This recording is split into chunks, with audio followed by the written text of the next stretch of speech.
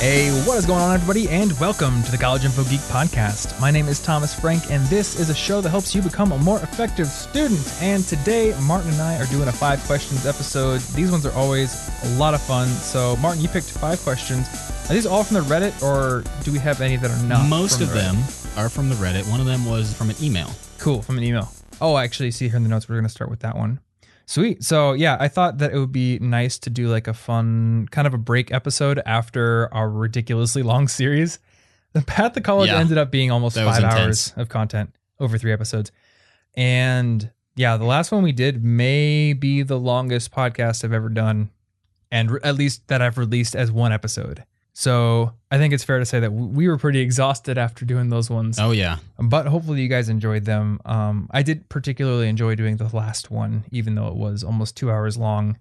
And I played a lot of video games while editing that. We'll just say that. My editing has become play a little bit of Enter the Gungeon until I hear an or something that needs to be cut, and then pause, cut it, and then unpause and probably get hit and then be real mad. Yep. That's how it goes. Oh, that's good because you get a reverse reward. Every time you fix up the podcast, you do, yeah. You get killed in the game. Yeah. And then like if there's ever like a section where it's not edited so well, it's probably like I was fighting a boss or something. It's like trying to subtly train you not to say because you'll have to die in Enter the Gungeon later. That's not a bad idea. You got to make that connection in your mind that it's not like 1, 2, it's 1 middle stuff, then the punishment. Exactly. But it's right there. Pressure's on, Tom. If you make vocal pauses, you're not going to be able to beat the final boss. Yep. Or if I do, which is that's just me messing you up. I mean, that's not a bad idea. Or maybe it is a bad idea. I don't know. I'll have to ponder on that further. Maybe we can somehow like wrangle a study tip out of that. Maybe. Put the pressure on through some later reward that will be messed up if you don't perform well now. We'll have to workshop that. Yeah. Yeah, we'll workshop it around. I'll send it to my people. You send it to your people. I'll have my people talk to your people. I'll send it to this Thomas Frank. That's who I'm going to send it to. Yeah. I'll have my assistants liaison send some smoke signals to your people. We'll get it workshopped. You know what I'm saying. Anywho, today we got 5 questions. And if you haven't listened to a 5 questions episode before, basically we take 5-year questions, mostly from the College Info Geek community over at collegeinfogeek.com/community, which is our subreddit. And then we answer them. It's a bit more of a casual format. And this is a good area for you to get more in-depth answers on questions that don't end up becoming full videos or full podcast episodes, though I do reserve the right to later on make those into full things. And I think it probably should for some of them. But yeah, these are fun episodes. And if you want to have your questions featured on the show, the best way to get them on the show is to ask them in the Reddit, where other people also will answer them. So it all works out perfectly in the Reddit. But like I said, we do have one from email as well. And I'm actually going to start with that one. And this person, we actually stripped out names because I don't want to be reading Reddit usernames. That's yeah, that seems fair. It's a recipe for some mispronunciations, and I'm sure that many Reddit usernames don't even need to be pronounced. Like they're probably just mashing the keyboard to come up with the username. So we're not going to use names. But the first question is, what can I do to be productive during a break? And this person is curious about both gap years, the potential for taking a gap year and how you can make a gap year productive, and summer break itself. And I want to start with summer break because I think that's the thing people are most likely going to be that curious one's about. That was like a universal. Yeah, most people have to take gap breaks. years. I certainly have never taken a gap year, though the idea of doing one is cool. But all of us have summer vacations and winter vacations, Thanksgiving breaks, all that kind of stuff. So, yeah, what do you think, man? How do you stay productive during a big break? Well, let's see, me personally or just in general?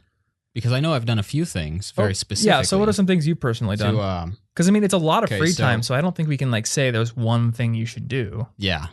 Well, my favorite thing to do during, say, summer break, because it's longer, is take on some sort of project or skill building kind of thing. So I built my personal website over the summer. Your first one? Yeah. And that crazy bootstrap monstrosity? Yeah, that was a monstrosity. I don't even want to think about it anymore. But I spent the whole summer making that, and I did the same thing when I launched my language blog that I did in college, and I recorded 2 EPs one summer. So basically each summer, I pick some sort of cool project with the end goal being it's done at the end of the summer. I've launched it in some way. Okay, so you actually say the end of the summer is a launch just, deadline. Just for like a personal project that maybe I don't have time for Okay. during the school year, something that I want to dedicate hours a day to. Yeah. Well, when I think about it, College Info Geek was technically a summer project, though I didn't go about it in the same way that you go about yours, because I never said this is going to have a deadline, this needs to be done by summer's end. And in fact, I am kind of bad at doing projects that have end dates.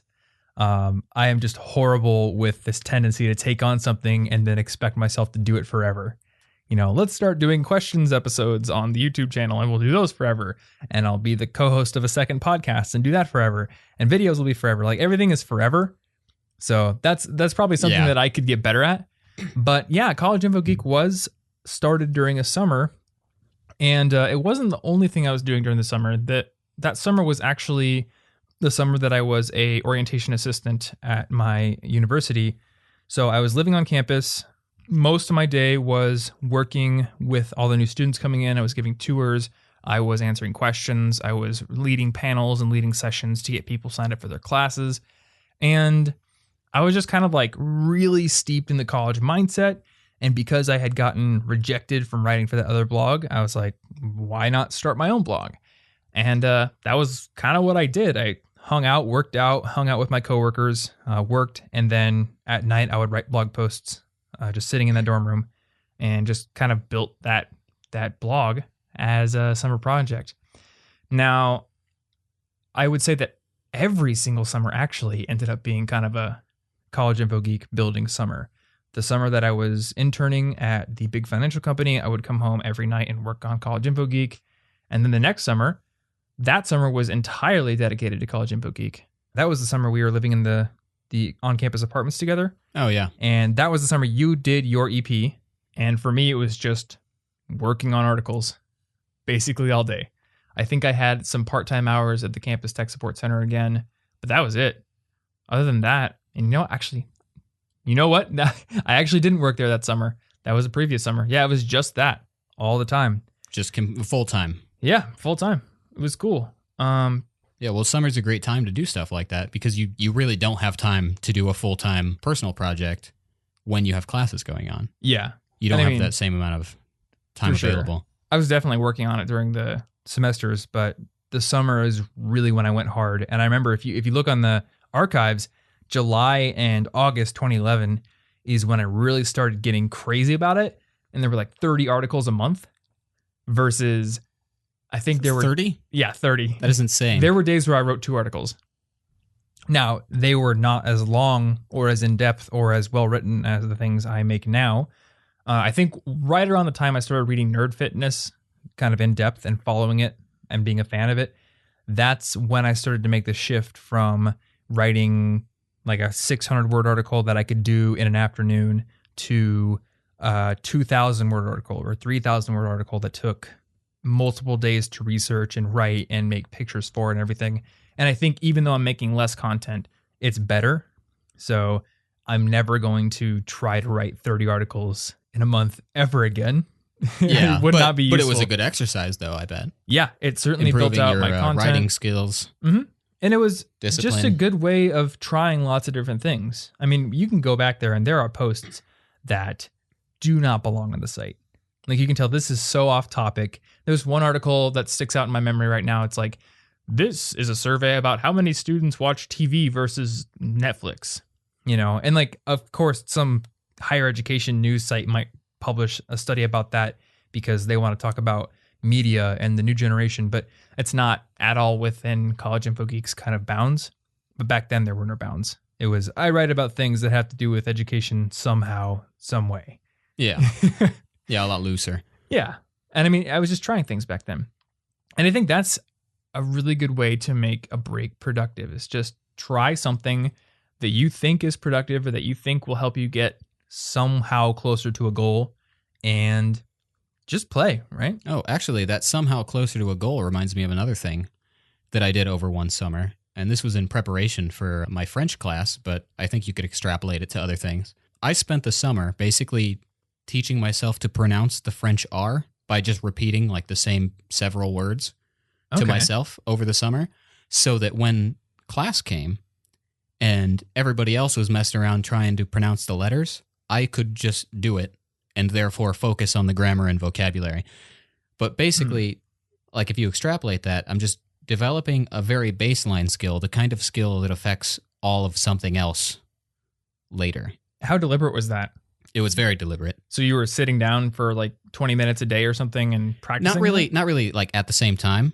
Okay. But just like walking around. Kind of like how occasionally I try to pronounce Kosa now because I'm interested in pronouncing that one word because it has a cool click. Osa? Kosa. It's I I don't know if I'm it. doing it right, but it's the language that Black Panther is speaking Oh, yeah. in the Captain America movie. What's that language called? It's called Kosa. Oh, okay. That's the name of the language. It just happens to have the... But I couldn't pronounce it, so I'm just messing around trying to learn how to pronounce it because... But back then, I was learning to pronounce French on purpose so that I would basically have an accent by the time class started, and it gave me a huge head start.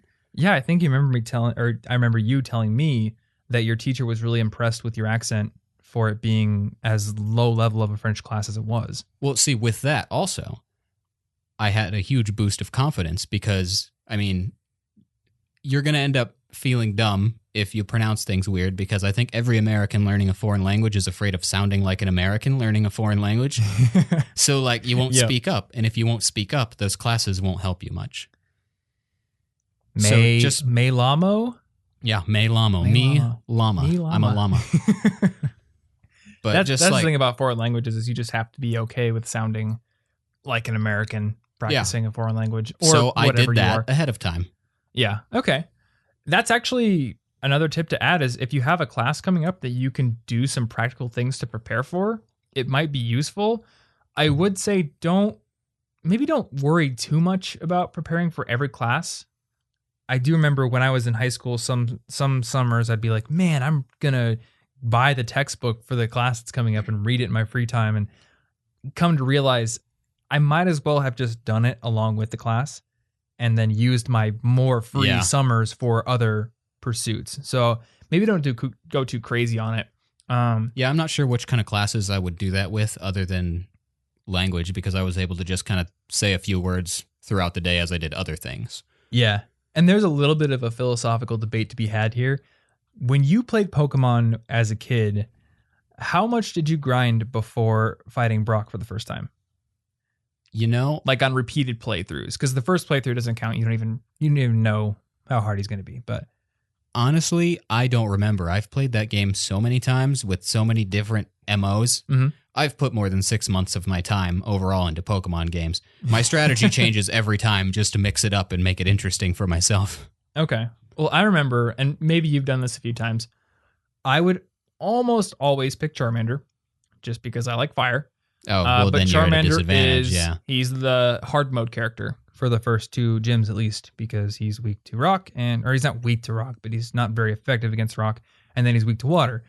So my strategy every time was I'm going to just grind against Pidgeys and Rattatas. You're not going to over and over and over and over again. Catch something else and use that instead? Well, I would usually catch a Caterpie, get it to Butterfree, but in my brain, I was like, I'm going to grind so much on these easy things until facing Brock is literally no challenge whatsoever for me. I'm going to like just stay in the baby area until the boss presents no struggle for me. And that has been kind of a pervasive mindset for other things. I'm going to stay here in the shallows and practice and practice and practice until moving up to the next level is not difficult at all. Whereas if you put that same grinding time in, maybe at a later level, it's going to get you a lot more results. Yeah, well, so that is true, but my point here is I found when I just take the leap, when I try the difficult thing, even when I don't really feel completely ready, it forces me to struggle, and that actually accelerates my development. And it works that way in Pokemon too. Like your Pokemon's going to take a lot of hits. It might faint, but it's going to get more experience points when it does knock out that higher level enemy versus just knocking out level 3 Pidgeys for 6 hours while you're hiding under your covers so your parents don't find out you're playing at midnight. Yeah. But that's how it works in real life too. If I continually just try to practice the same easy thing over and over again, I'm wasting my time because the human brain is built to rewire yourself and to get better when presented with challenges. And that doesn't mean you shouldn't practice the same thing over and over and over again. Like Bruce Lee said, I fear the man who has practiced one kick 10,000 times. But when you're constantly challenging yourself and constantly trying to take on the next level thing, the thing you don't quite feel ready to do, you progress so much faster. So I don't know how that pertains too much to breaks, but if you have something you're doing and you have a lot of free time, I would say don't fall victim to that same temptation that I find myself sometimes falling victim to, where I say, I have all this time, I'm going to use it to get perfect at the low level stuff. Instead, ask yourself, how can I systematically move myself up and constantly challenge myself? Yeah. So don't just blindly grind through the summer. Yeah. Because you may have used that for something a little better. And a good way to connect it to this particular question is when you're in school, the curriculum is built for you to be forced to progress at some certain rate because the test is coming next week. Reason. Yeah. And when you're doing some self-guided study, there isn't a curriculum set by somebody else. There isn't some old sensei who's going to force you to do something uncomfortable. It's just you. So you have to force yourself to constantly be moving forward. And the other thing I wanted to say for breaks is jobs. That's the other thing I always used to keep myself productive during breaks. Almost every summer, except for that summer that I lived with you guys in the on-campus apartments, I had a job. First, I had my on-campus job as the student orientation assistant, and then I was an intern at the big financial company. And every summer in high school, I either worked at the grocery store or I worked in the cornfields. And that made me money. You know, that's a pretty productive thing because I could save that. You have a lot of time to save up for fall and spring when you won't be able to work as many hours. Yeah, exactly. And that was really helpful. In fact, the money I made during my internship, during that summer after my sophomore year, that in part helped to pay off my student debt because I was living at home during that summer. There was no way I was going to spend all that money, and I was able to save a really good chunk of it, and that actually contributed to paying off those loans. So if you've got loans, the summer is a perfect time to start chipping away at them. So unless you have something else for this question. No, not that basically covers how I spent all of my breaks. So cool. So let's move on to the next question, which I really like. And this question is, should I dorm with a friend or a stranger? Now, you dorm, quote unquote, you dormed with friends. Yes. Here in Iowa State. I apartmented with friends. You never went to a dorm. No. But that means you never had to share a room with somebody. Well, I did live with a friend in his room while going to community college. Okay. So how did that go? Great. It was great. Actually great? Yeah. Okay. It was actually great, but there's a caveat. He is a very specific friend with whom I can do that. I couldn't do that with all of my friends. So there's a little bit of a risk, I think. Yeah. Because, well, I have certain friends where if I spend too much time around them, we'll start to like have little habits that bug each other. Yeah. And you'd want to watch out for that, I suppose. But since you actually had to go to a dorm, and I assume you lived with people you didn't know at first. I actually lived with one of my best friends from high school first. Oh. And that didn't work out. Oh, well, there's a perfect example. So I can tell some stories, but the big principle up front, the reason why people often say don't room with your friends from high school, don't share a dorm with your best friend, is because when you're rooming with somebody you might not know super well, there are just conventions people follow when they're in like polite society, right? When they're in public. People they don't just do whatever comes to mind. When you're with your best friend, you're comfortable enough to just say the dumbest jokes, to lay on the floor like an idiot, to make like fart jokes, or just to fart or in their presence. We have friends that do that all the time. I have a friend who'll come over and just sit on the couch and fart loudly. It happens. And I can guarantee you that guy does not go up to a random stranger and fart. Well, okay, maybe like he does. 90% certainty. I'm 90% certain he doesn't do. Yeah, you know what? Okay, I wouldn't put it past him, but I'm fairly certain that on a normal day he wouldn't do that to a stranger, and he would do that to a friend. And that's the thing. When you have a best friend, you guys have a friendship that may be predicated on the fact that you don't always see each other, and you're not always having to deal with all the little idiosyncrasies and habits and things they do when they're alone in their home. When you room with somebody who is a stranger, number one, there's less of a risk that they're going to do all those things. Not a complete certainty they won't do it. There's plenty of horror stories of people rooming with randos who are complete slobs. I'm not going to say that doesn't happen, but there is just a slightly higher chance that they may respect the fact that they don't know you super intimately. And the other thing is, if it does go sour, you're not ruining a friendship. Yeah, you can be mad at your roommate and it won't damage anything because you didn't know them in that situation. I mean, it'll damage your current situation, but you can room with somebody else next semester. Yeah, exactly. No harm done. No harm done. You were annoyed for a little bit, but the person really wasn't your best friend in the first place. So all you lost was, a few nights of sleep or your sanity because they left peanut butter and jelly sandwiches on the floor. Yeah. But well, you get great stories. You do get great stories. So I roomed with one of my best friends from high school, and I'm not sure why exactly we were best friends because we were very opposite in many different ways. Like, I guess he was a cool guy. We played lots of Guitar Hero together, but in terms of like cleanliness and just like sleep habits and many different things, we were really opposite. Oh yeah, and see, those wouldn't have affected you normally, like in high school. Yeah, in high school it didn't matter. Now, actually, during the summer before college started, his mom moved to a different state, so he ended up living at my parents' house with me for that summer. So I got a little taste of it, but didn't care enough, and we roomed together.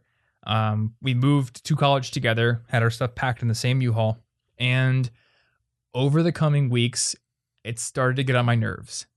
I don't know what it was.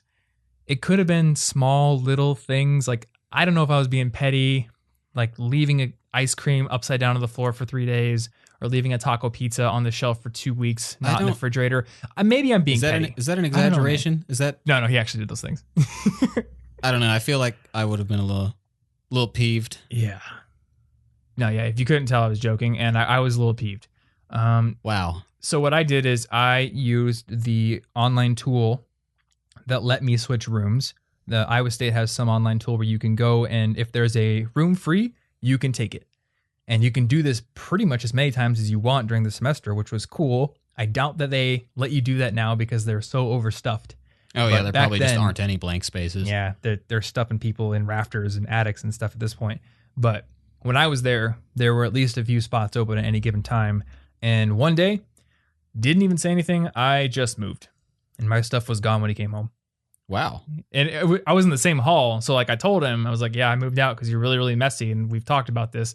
But I just had to move, And I did that again with my second roommate. Now, my second roommate was someone that I wasn't really super good friends with before the school year started, but I had become good friends with almost everyone in the hall. Moved in with him. He was a really cool guy, but he let his girlfriend move into the room after a while. And those rooms aren't built for that many people. I didn't even care that much for a while, but then she stopped going to classes, and then she would let her laundry pile up all over the room, and she was basically a slob. And I didn't really like her, so I moved out of that room too. Now it's getting personal. Yeah, well, and then she ended up cheating on him. So there you go. She's just kind of a bad person, and yeah, I was going to get myself out of that situation, and that's why I ended up rooming with my friend Clyde, and that's why I know you. Yeah. So 2 different room moves. I wouldn't say that you should just hair trigger move when things start going wrong. And it may seem like I did that because I'm telling the story in that order, but I actually did have discussions with both roommates about the problems before I took drastic action. And that's what you should do in any case. If you're having roommate issues, usually I think dorms have you sign like a roommate agreement. I know when I was an RA, that was a thing that I had to do. I had to get roommate agreements from all of my residents. So if someone's not keeping with the roommate agreement, you can talk to the RA. We'll bring it out, have a talk about it. But sometimes people are not reasonable. You think people who go to college are adults, but sometimes no, they're not. And you got to move. So yeah, that's my spiel on roommates. And if you choose to room with a friend, just be aware you have a lot of the same risks with friends and strangers, because with both, you don't really know what you're going to get when you live with them. It's really a different experience to live with someone than to just hang out with them. But with the friend, you run the risk of potentially souring a friendship. Yeah. Now, I think you can kind of mitigate this with good communication. I'm not going to be one of those people who across the board says never room with a friend, because as long as you guys are willing to communicate openly and to nip issues in the bud when they come up rather than letting them just be in the open and keep pissing everyone off, I think you're going to be able to stop anything before it becomes like a friendship ending event. Well, yeah. I mean, obviously, sometimes it can work since we and Clyde all had an apartment together for like 3,000 years. Yeah. And I think you guys dealt with most of the issues that came up. I don't even know how many bad issues came up, but I know Clyde stole the honey buns out of your closet one time. Yep. There was that. There was that incident. But I think there are just certain like people that will mesh together well in a living environment. Enough of our living habits coincide to where we're not too mad. We're not leaving ice cream and pizza just on the floor. Yeah, it's disgusting. Because that's how you get ants. I do not like ants.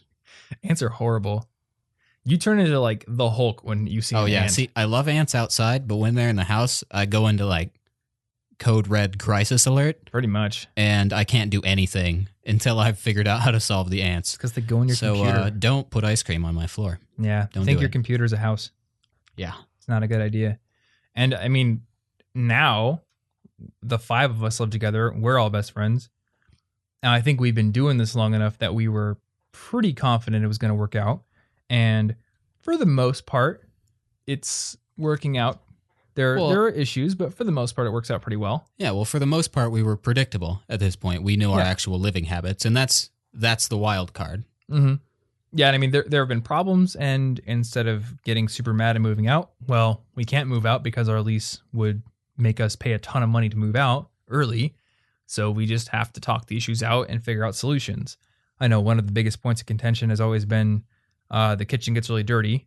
And one of our roommates really, really wants it to be clean all the time. Like the moment that something is used, he's kind of crazy about it. And then I know the rest of us fluctuate between states of being fed up with it being dirty and then being apathetic. So actually just a couple of weeks ago, I said, I'm done with the fairness aspect of it.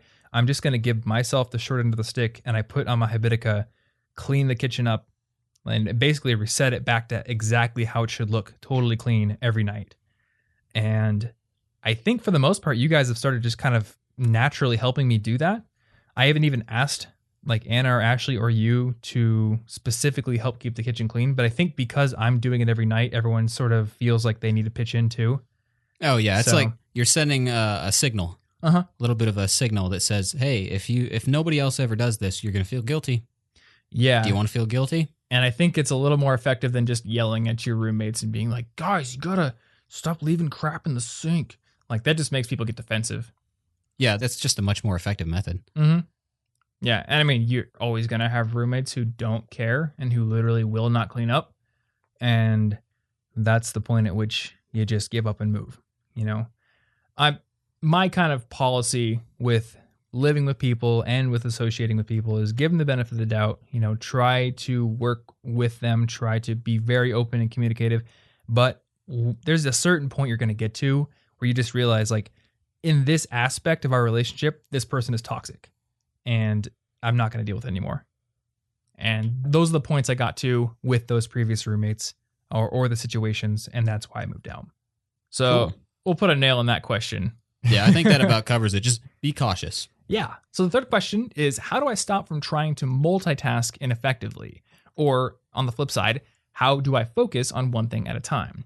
So this person says they have like Reddit up, they've got a random productivity article up, they've got Evernote, they're trying to do homework, but they also have like a TV show on and they want to play a game in the same hour. And instead of just picking one thing and doing it, they want to get it all done. So they're switching back and forth all the time, fruitlessly. And they know it's not getting the results they want, but they're having trouble actually sitting down and doing one single task. Now, I think we've probably said in this podcast before that multitasking scientifically has been proven to not be effective and hurts your productivity in a multitude of different ways. But I was just reading a book by my friend Chris Bailey, who's been on the show before, called The Productivity Project. And he has an entire chapter on multitasking. And I really like the way that he started it out Because he starts it out by saying basically what I just said. Multitasking is bad. It's been categorically proven to be bad, and many people have told you that. But what they don't usually tell you is that multitasking feels good. And I think you probably agree. Like, you feel productive when you're doing 10 things at a time. Oh, yeah. It's like juggling a bunch of stuff. Like, you feel skilled. You feel like you're really busy and you're moving and I'm getting getting stuff done. so much done today, but Yeah, and then nothing you ask really yourself, happened. what did I actually accomplish? Not a whole lot. But that's the thing. When you multitask, he points out in the book, there's a quote from this author, Daniel Levitin. And Mr. Levitin said, multitasking creates a dopamine addiction feedback loop, effectively rewarding the brain for losing focus, for constantly searching for external stimulation. And that's the thing. Multitasking is something your brain gets addicted to doing because it feels good, because you feel super productive. It's like caffeine, right? You take it, you know you shouldn't be having too much of it, but it makes you feel good and it makes you get stuff done. So your brain starts to build a more and more ingrained habit for doing it. So I found that single tasking is something you have to practice doing because your brain's ability to hold your attention on one thing is kind of like a muscle. It has to get stronger. And the best way I think of doing that, the simplest way to start, is to do a Pomodoro session where you close everything, you only have one thing up, set a timer for 25 minutes and work on it. And a couple of things you can do to augment this is, number one, put a notebook next to your computer. And if you ever get a distraction, if something comes up, maybe someone calls you or you have the sudden urge to look up how much a giraffe weighs, you write that down. And later on, you can look up how much a giraffe weighs, but also you can remind yourself, okay, this is the thing that distracted me. And you can start to notice patterns. Your brain's always going to wander and wonder how much random animals weigh, but maybe there's something else that you can remove from your environment to ease the burden, the cognitive load of inhibiting all these distractions. Is your phone keep going off? Well, then disable notifications or put it in do not disturb mode when you're working. Or does your girlfriend keep coming in the room and bugging you? Well, politely ask her, hey, can I work alone for the next half an hour without being bothered? You know, there's a lot of things you can do to start shaping your environment to make a positive feedback loop here. So that's kind of how I've been trying to do it. What else do you have? Well, on that last note, actually, one of the biggest things that'll distract me if I'm trying to work in my room, and this applied in university apartments as well, is that if I'm in my room, I'm trying to work on something, I'm focusing, but I can hear other people having fun, having conversation. All my friends are out there, and I'm like, ooh, I have a really clever comment that they would laugh at if I said it right now. I'm going probably to come out of my room and end up being social. So being able to hear people talk is a terrible distraction. So I've got these noise-canceling headphones now. Okay. Where I can basically not tell what you're saying if I have music on. Mm-hmm. And that is just absolutely helpful for keeping me not socially distracted. Because that's pretty hard to avoid if you do live in a university apartment. In our case, there was constantly, so there were like 20 people there all the time. I never had a chance to focus. Yeah. Because I could always hear their voices. I have to shut them out. I remember one time it was horrible. Everyone else was watching Game of Thrones, and this was back when I wasn't watching the show, had no interest in watching it.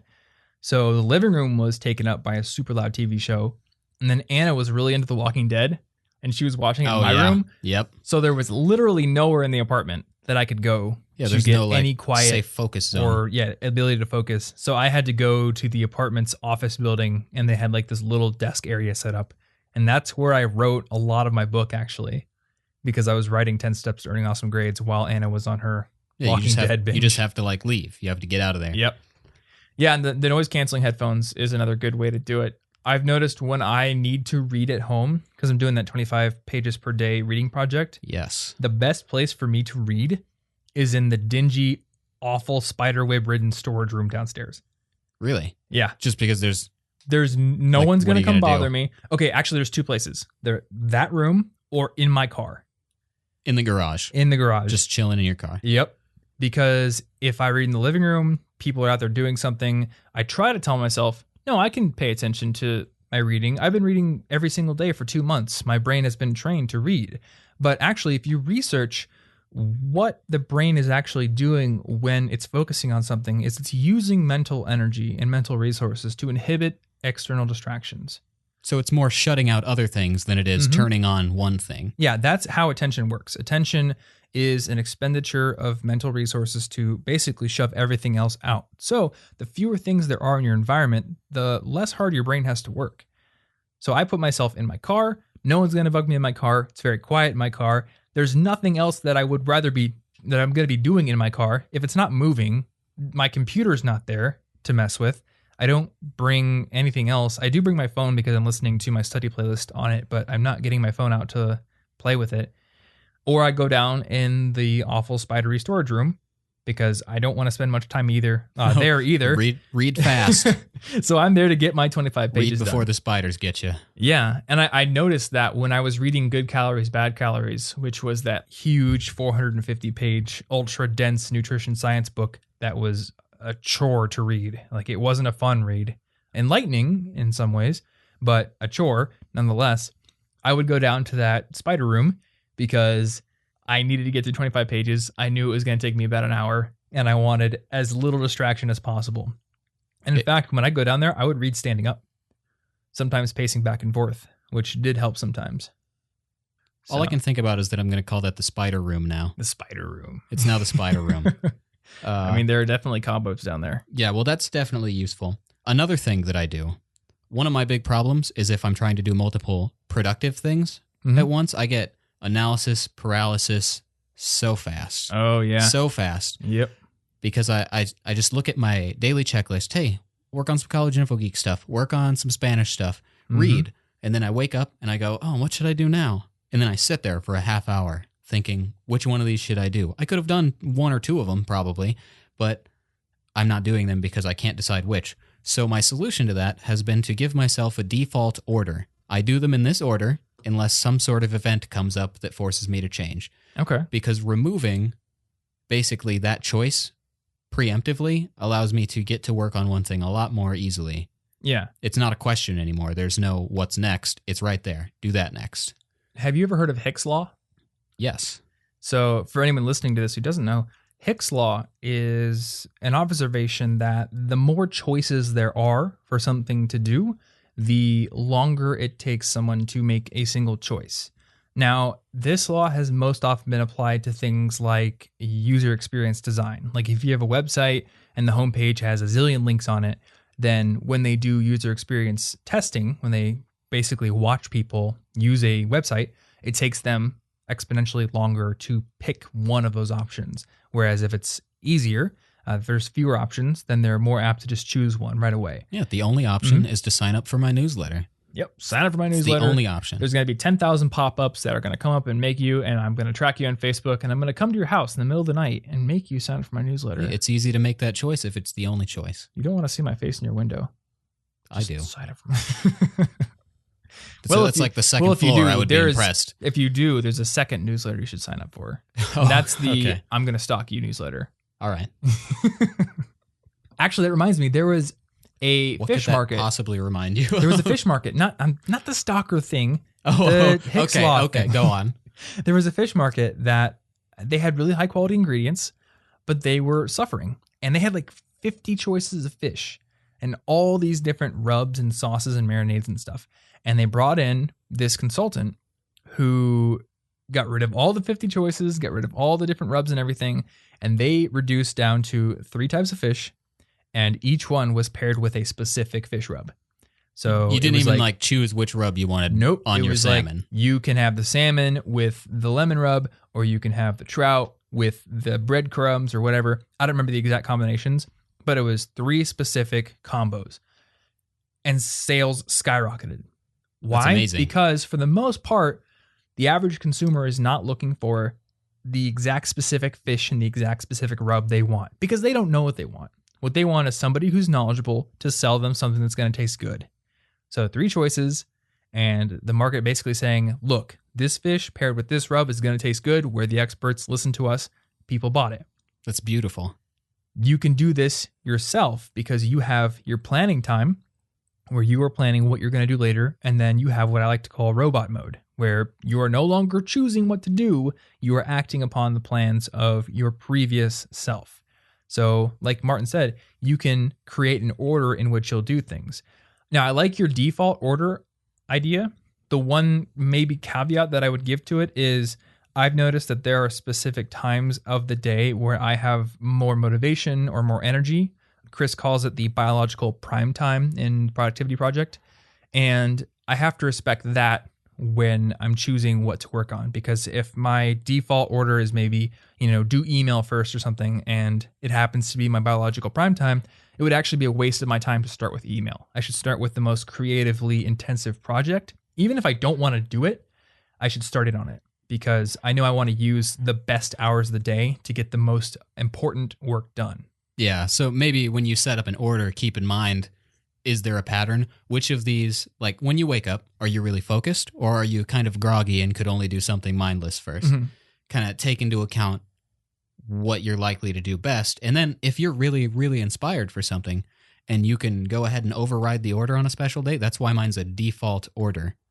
I can change it if something really important comes up. But when I wake up and I'm going, I'm not sure, that means nothing important came up. Just do the order. Yeah, that's a good idea. The last thing I'll mention here is if you want to build your attention muscle, meditation is a really good way to do it. And people have been asking me to do a meditation video. I may do one eventually. I'm not sure exactly how I want to do it, because I'm definitely not an expert on meditation. And in fact, I would say that I'm a weak meditator because when I had a habit of meditating, it was for 3 minutes a day. Some people say, oh, just start with 5 minutes. You don't got to do 10 or 15 minutes like some people.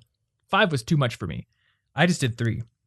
But meditation is not necessarily being a skinny yogi sitting on a mountainside with a thing on your head and your hands in a specific position and your legs crossed in full lotus position on a zafu.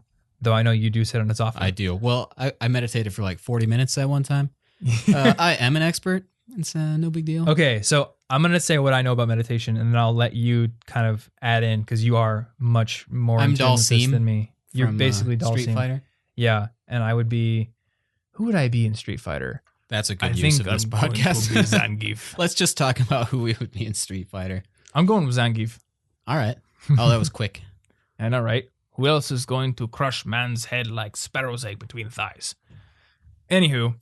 So what I did for meditation is when I had it on my Habitica morning routine, I would sit on my floor in my room, I would set my phone timer for 3 minutes, and I would close my eyes and I would just focus on my breath while trying to count to 10. And because at the time I was learning Japanese, I would count to 10 in Japanese. And my goal was to keep my breathing under control and breathe slowly enough that I would take only 10 breaths in 3 minutes. And the most important part, I believe, is when I noticed my mind wandering to something else, thinking about what I'm going to do during the day or how much a giraffe weighs, I would bring my attention back. So notice that my mind is wandering, notice that I have shifted my focus to something else, and then gently bring it back to focusing on my breath. And when you do that, Chris talks about meditation in his book too, it's like a repetition in a workout. You're basically using your attention muscle. You're bringing it back to one specific thing that you have pre-committed to focusing on. And doing that, even for 3 minutes a day, I noticed benefits in other areas of my life. I noticed that in general, I was able to focus on every one of my tasks with more attention. So that's basically what I know about meditation. Really simple way of doing it, but I'll let you take the wheel here because you do it a lot more than I do. Well, first I want to say I'm not really an expert. I just meditate a lot.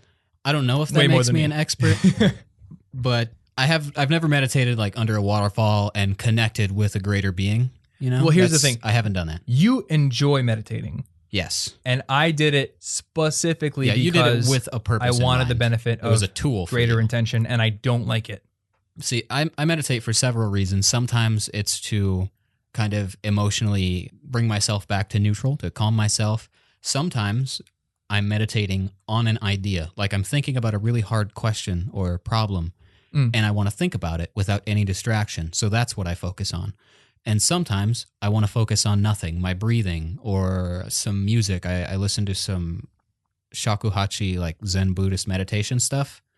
That's pretty cool. Now, when you have music and you're meditating to music, Are you sitting in a specific lotus position? Or are you just laying on the ground listening to music, like mindfully? My position changes, and I don't know that the position's the most important part of this. I usually sit half lotus on my zafu, but Okay. that's just because I am comfortable. I try to find a position in which I'm comfortable and don't have to exert a lot of effort to stay in what position I am. So I'm sitting up straight in a way that I don't have to try very hard to sit up straight. Because Okay. if I notice I'm shifting around a lot, I'm falling over, then I need to pick a different position because I can't focus on what I'm focusing on if I'm trying to focus on keeping my balance, if that's difficult. Yeah. I read somewhere on my friend Zach Sexton works for a blog called Asian Efficiency. And he had a post he wrote about meditation, which I can put in the show notes.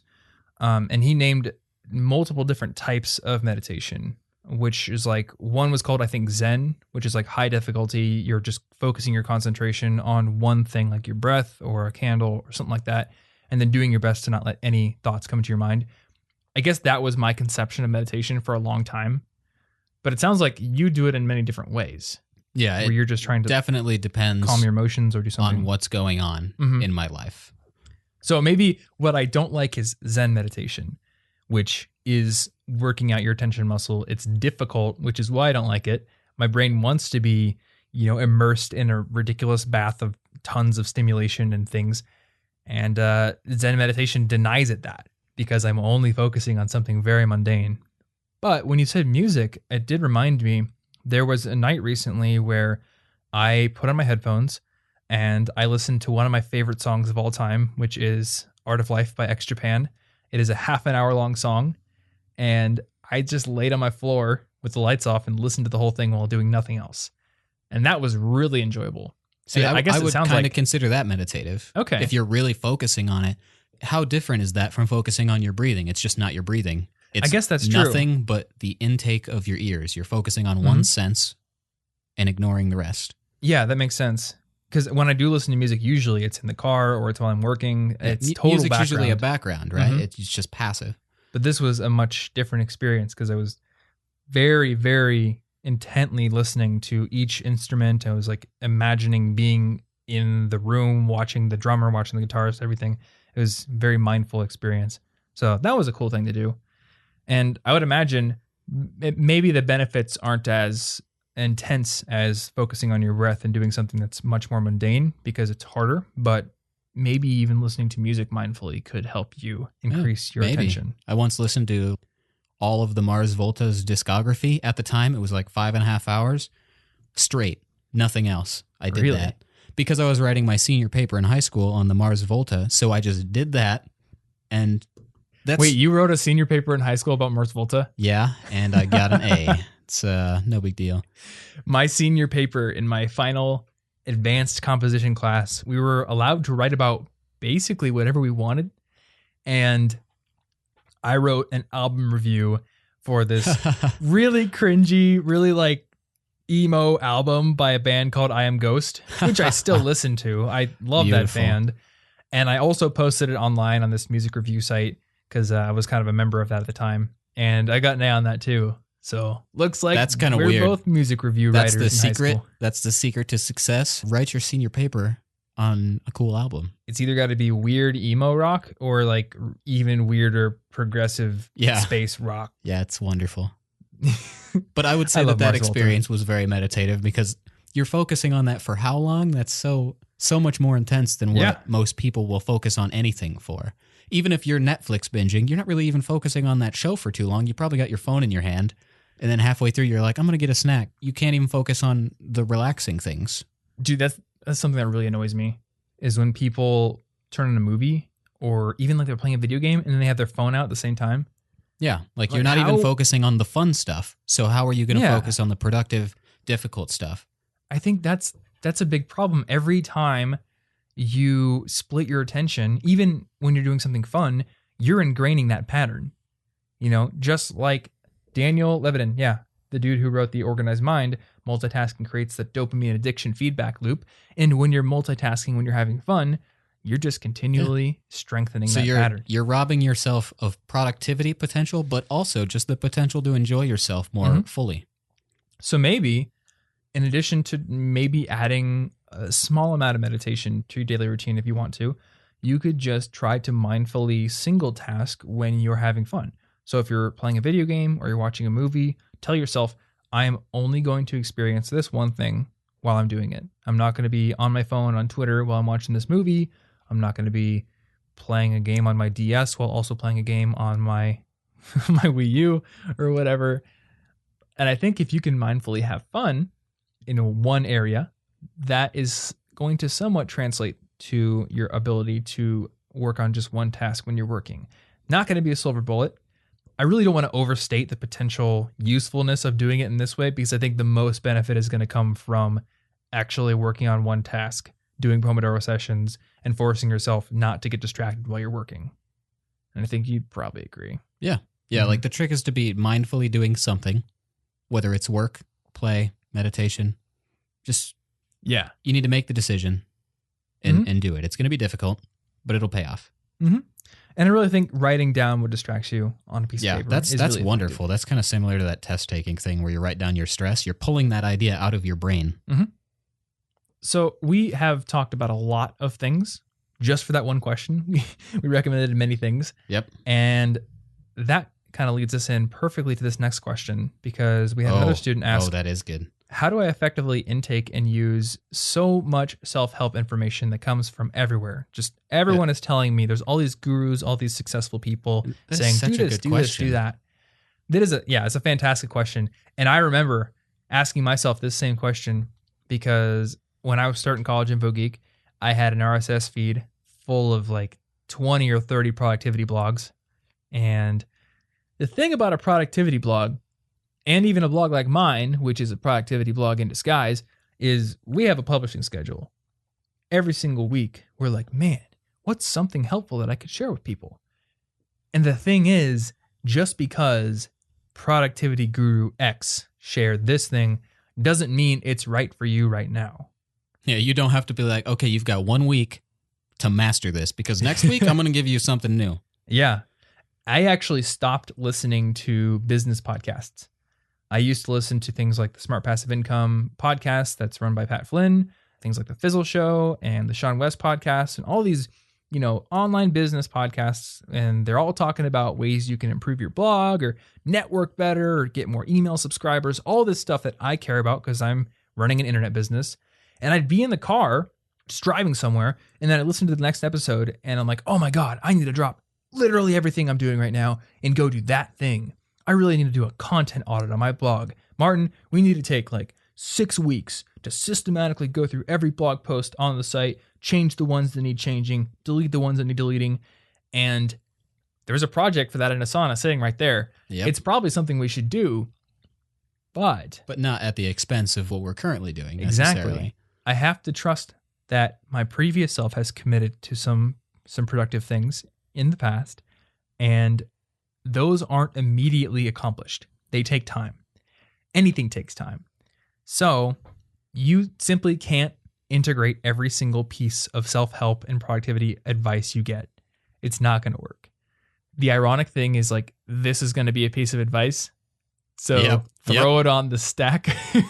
You got to pick what's most important Toss to you it on the heap right now. What is likely to either get you good results fast, or maybe what is more important to you that'll take longer to focus on. But you can't do it all at once. Yeah. You can't. There are so many things that I would love to just magically have as a habit, but they're not more important than the ones I'm building now. So I can't do them. I think we talked about this in the last episode, where we talked about dealing with stress, and the way we do it is we try to pinpoint the exact element of the problem that is causing the stress. And then when we see what can we do about that, whatever we can't do, whatever is outside of our locus of control, we just deal with by accepting. But everything else, everything we can control, we start to develop specific plans of action to take care of that problem. So if you can identify either a problem in your life right now, or some area where you just like to improve, or something that's going to help you get to a goal, pick the one that seems either most interesting or most essential, and then start to form very small habits, just tiny little habits. If you want like a super specific plan of action here, the thing that I'm doing at the moment is I have started using Habitica again for a long time, maybe like 6 months to a year, I stopped using it regularly. And just because I fell off my habits, because I had like 20 habits at one point. And, there's your problem. I was actually managing 20 habits pretty well. But I think when the YouTube channel started doing really well, I was ultra dedicated to getting a video out every week. And then the habits kind of fell off the tracks and I just stopped using it, because I'm the kind of person where when my system gets messed up, I get kind of demotivated to keep using it. The streak is very important to me. Oh, yeah. So that's why I did that You Need to Do a Reset podcast. I think that was episode 87. Because sometimes everything just gets so messed up, you need to sit down and reset it all back to zero.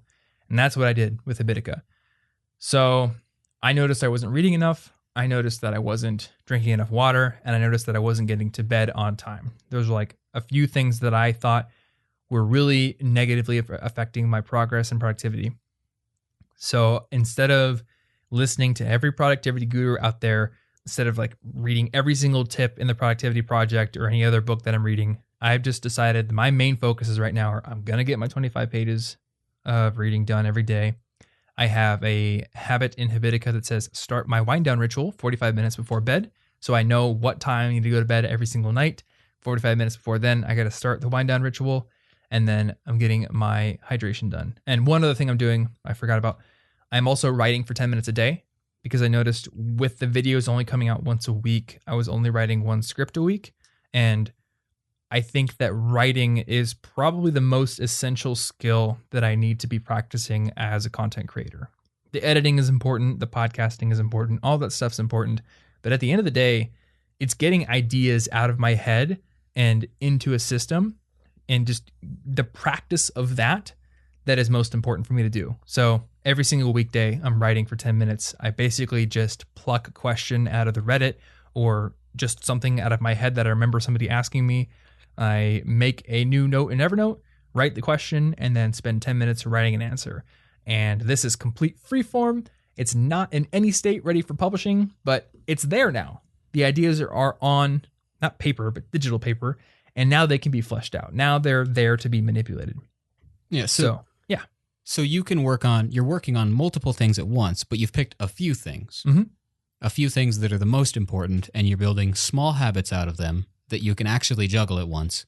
Yeah. Rather than saying like, okay, I'm going to read 10 books this week because that's awesome. But also I need to be working out a lot more. Maybe you could do one of those. Yeah. But you're going to need to pick habits that are small and manageable, especially if you're doing multiple things, because once they become a super ingrained habit, you no longer need a system. It's just something you do.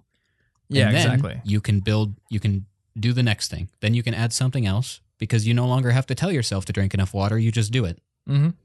I think Nick Winter put it really well in The Motivation Hacker when he was talking about that success spiral concept. And he's basically saying, you can't start with a zillion things. Your brain is not ready for it. You have not proved to yourself yet that you can handle all those things. And even if in the past you were handling all those things and you fell off, you're not ready to jump right back on that train. You have to start at the bottom and then let the success sort of spiral up and up and up until you trust yourself to add more and more things. So I took that to heart. I had 20 habits on my list in the past, and now I have far fewer because I knew I couldn't trust myself with 20 again. I fell off the train. So I have to start back down at ground zero until I can prove to myself this is manageable. I'm counting right now. It looks like I have 12 habits right now, but some of them are really easy, like take my vitamin and floss. Those are, check my calendar, super easy things to do. But I noticed that, okay, some nights I feel like it's too late, and so I skip flossing. Well, even though I flossed every single day for more than 2 years without needing a Habitica entry for it, if I'm not doing it right now, it needs to be in the system. Once I trust the habit is once again crystallized and is semi-permanent, then I can take it out of the system. I don't have to micromanage myself anymore. But I can't get too ahead of myself on that. So hopefully that provides a good answer. I mean, this is really a tough question to deal with because I know we have so many problems we want to solve and we have so many people giving us advice. Yeah. It's difficult to deal with. And the truth is you just can't solve everything. Mm-hmm. There are going to be problems that you're like, this could be better. Yep. Always. I still have problems. Sorry. Sorry about that. Oh, yeah. Man, You got to learn how to pick your battles. you get a lot of perspective when you look up to like a certain level in whatever field you're in, and it can seem like, oh, people there have it so easy. They're already established. Everything is great, hunky-dory. They're perfectly secure. And then you get there. One day you wake up and realize, like, I am there. The problems are not gone. You know, if anything, it's just that the pressure is higher now. Yeah. So never expect that all the problems will go away. And in fact, embrace that. Yeah. Some problems aren't important. Just leave them. So our final problem that someone needs to deal with, question here. My segues are always very cheesy. Their question is, how do I deal with intimidating teachers? Sometimes I deal with teachers that say things like, not everyone's going to pass this course. Or if you don't know how to ask an intelligent question, then don't ask one. This test is going to be 10 times harder than the last one. Or, now this one seems really bad. I'm busy. I don't have time when asked for help on something. So basically, how do you deal with teachers who are either intimidating or just not interested in you or just bad? Yeah. It's a big question. Yeah, it's a tough one because it's probably going to happen to most students. Mm-hmm.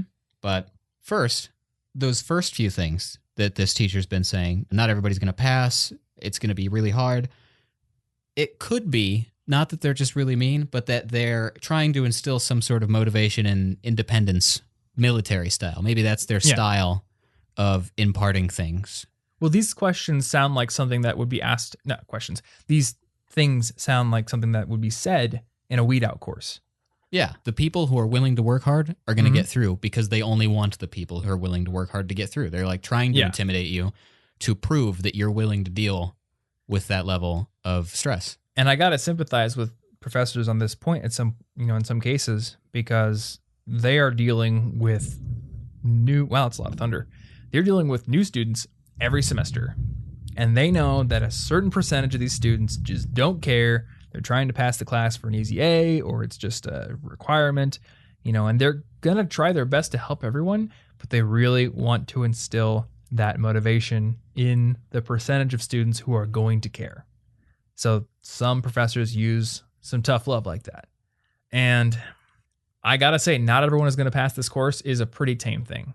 Yeah, it's also just a fact. Yeah, it's a fact. Some professors are just going to be blunt. It's stressful, but that's just a blunt fact. That's like when I say you're always going to have problems. Mm-hmm. Sorry. It's kind of the same thing. Yeah. It's a little more scary because you have grades on the line.